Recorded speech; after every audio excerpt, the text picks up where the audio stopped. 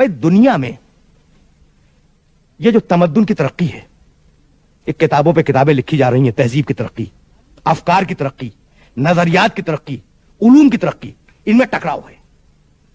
اور یہ جو ٹکراؤ ہے اس کے ٹیکنیکل الفاظ ہیں تھیسس، اینٹی تھیسس، سنتھیسس. ان کو ذرا میں آسان کر دوں.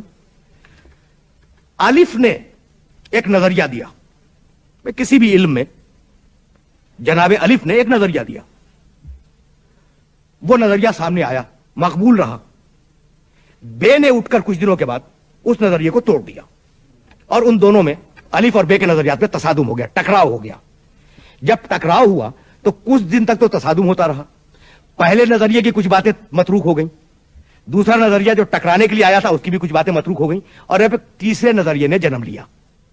وہ تیسرا نظریہ جو سامنے آیا کچھ دنوں تک وہی تھیسس رہا، وہی نظریہ رہا، اور پھر کچھ دنوں کے بعد اس نظریے کے خلاف دوسرا نظریہ پیدا ہوا، اور پھر وہ دونوں ٹکرائے، اور پھر ایک تیسرا نظریہ پیدا ہوا. تو اس طریقے سے دنیا میں تصادم ہے. پہلے تھیسس پیدا ہوتا ہے، اس کے مقابلے پہ اینٹی تھیسس آتا ہے جو اسے ٹکرا جاتا ہے، اور دونوں ٹکرانے کے بعد اپنی کچھ چیزوں کو ترک کر دیتے ہیں، اور وہ دونوں مل کر ایک نئے نظریے کی بنیاد بن جاتے ہیں. تو اگر عقلوں میں ٹکراؤ نہ ہو، اگر عقلوں میں تصادم نہ ہو، تو نہ آپ علوم میں ترقی کر سکیں، نہ تمدن میں ترقی کر سکیں، نہ تہذیب میں ترقی کر سکیں. تو آپ کی عقلیں ٹکرا رہی ہیں نا. اچھا، یہ عقلیں ٹکراتی کیوں ہیں؟ اب یہ بڑا آسان اور بڑا صاف سوال ہے، یہ عقلیں ٹکراتی کیوں ہیں؟ تو بھائی بات یہ ہے، عقلوں کے ٹکرانے سے میری مراد اختلاف رائے. یہ اختلاف رائے ہوتا کیوں ہے؟ تو بات کل اتنی ہے کہ حقیقت ایک ہے. اگر سب اس حقیقت کو دیکھ لیں اور اس حقیقت تک پہنچ جائیں تو رائے میں اختلاف ہوگا ہی نہیں. بھائی کیوں ہوگا؟ آپ نے کہا نہیں صاحب یہ بات یوں ہے، میں نے کہا جناب آپ نے غلط کہا، یہ بات یوں ہے. تو یہ یوں ہے اور یوں ہے، یہ جو آیا وہ فقط اس لیے آیا کہ میں نے اپنے نقطہ نظر سے سوچا اس حقیقت کو، آپ نے اپنے نقطہ نظر سے سوچا اس حقیقت کو. نہ میں حقیقت تک پہنچا نہ آپ حقیقت تک پہنچے، تو اختلاف تو ہوگا نا. تو اختلاف کی بنیاد ہے لا علمی. بہت توجہات مبذول رہے ہیں. اختلاف کی بنیاد ہے لا علمی. انسان جتنا لا علم ہوگا اتنا ہی اختلاف ہوگا. اب میں اس کی اور بھی مثال دے دوں. یہ مائکروفون سامنے رکھا ہوا ہے، میرے سامنے محترم سامعین اور ناظرین تشریف فرمائے.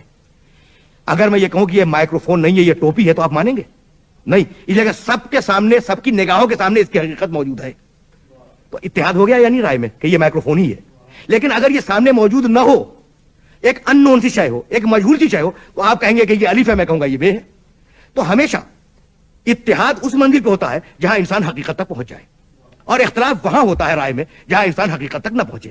تو وہ جو حقیقتوں کا خالق ہے، وہ جس نے حقیقتیں بنائی ہیں، اس کے کلام میں اختلاف کا تو کوئی امکان نہیں ہے نا.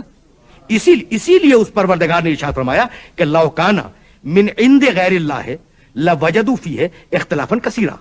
اگر یہ کتاب اللہ کے علاوہ کسی اور کی ہوتی تو تمہیں ہر جملے میں اور ہر سطر میں اختلافات نظر آتے. لیکن چونکہ یہ کتاب حقیقتوں کے خالق کی کتاب ہے، اس لیے تمہیں اس میں اختلافات نہیں ملیں گے.